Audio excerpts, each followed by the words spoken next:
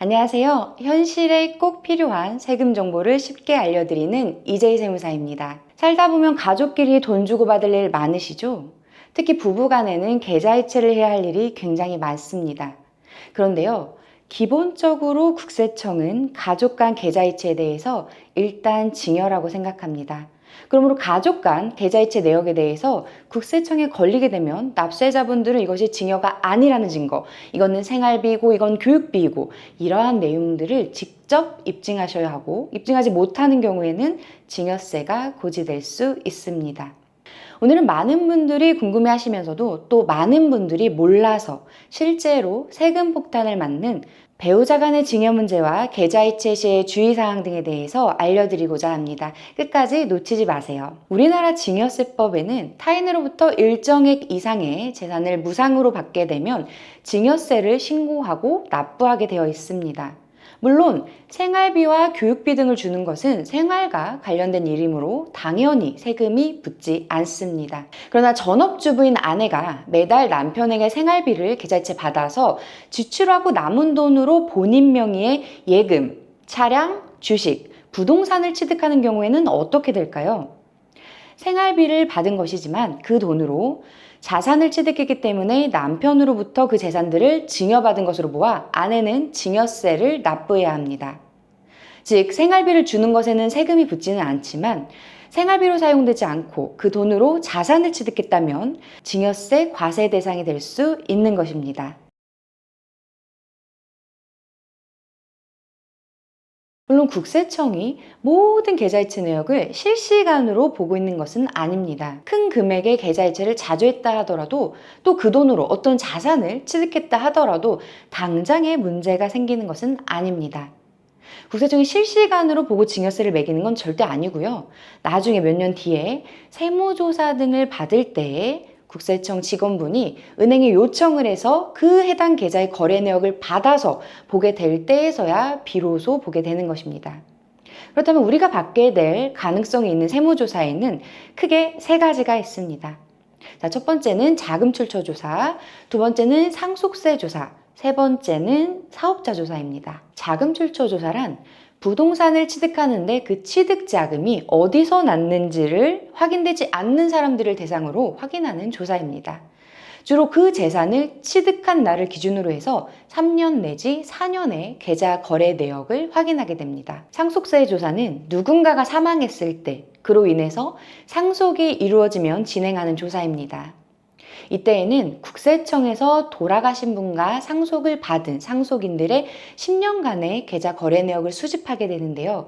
사실상 가족 간 주고받은 그 징여세 문제들은 이때서야 비로소 드러나게 됩니다. 물론 무조건 서로 계좌이체를 한다고 해서 세금이 폭탄처럼 부과되는 것은 아닙니다. 많이들 아시다시피 배우자 간에는 10년 동안 최대 6억 원까지 세금 없이 주고받을 수가 있는데요.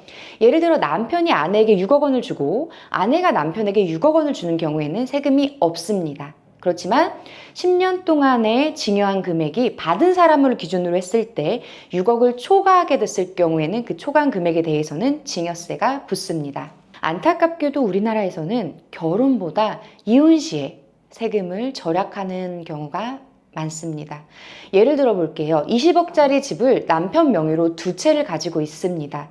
그때 그 중에 한 채를 아내에게 주려고 남편이 하면 아내에게는 그 집을 받는 대가로 4억 원의 징여세가 발생합니다. 그러나 만약에 부부가 이혼을 하게 되면 어떻게 될까요? 부부가 이혼을 하면서 남편이 아내에게 아파트를 주는 경우에는 놀랍게도 징여세가 없습니다. 왜냐하면 민법에서는 부부가 결혼 생활 동안 형성된 그 자산에 대해서는 부부가 공동으로 그 재산을 이뤄낸 것이라고 보기 때문에 이혼은 공동의 그 재산을 단순히 분할한 것으로 보고 명의와 관계없이 비과세가 되는 것입니다. 민법에서는 부부의 공동재산으로 보고 세법에서는 징여로 본다니 조금은 법이 바뀌어야 할 것 같기는 합니다. 물론 현재 배우자 간의 상속세를 폐지한다거나 직계 존비속, 부모 자식 간의 그 징여세 공제를 확대하겠다는 그런 논의는 활발하게 진행 중인 것으로 보입니다만 배우자 간의 증여세 완화에 대한 논의는 살짝은 뒷전으로 밀린 것 같습니다. 따라서 배우자 간의 증여세의 변화는 당분간 없을 가능성이 조금은 크니까요. 우리는 사전에 철저하게 대비하는 것이 가장 현명할 것으로 보입니다. 우선 계좌이체 시에는 그 보내는 사람이나 비고란에 메모를 남겨두는 게 좋습니다. 생활비, 병원비 보전, 대여금 상환 등 그 내용을 적어 놓아야 세무조사 시에 조사관에게 조금은 그 내용을 설명하기 쉽기 때문입니다.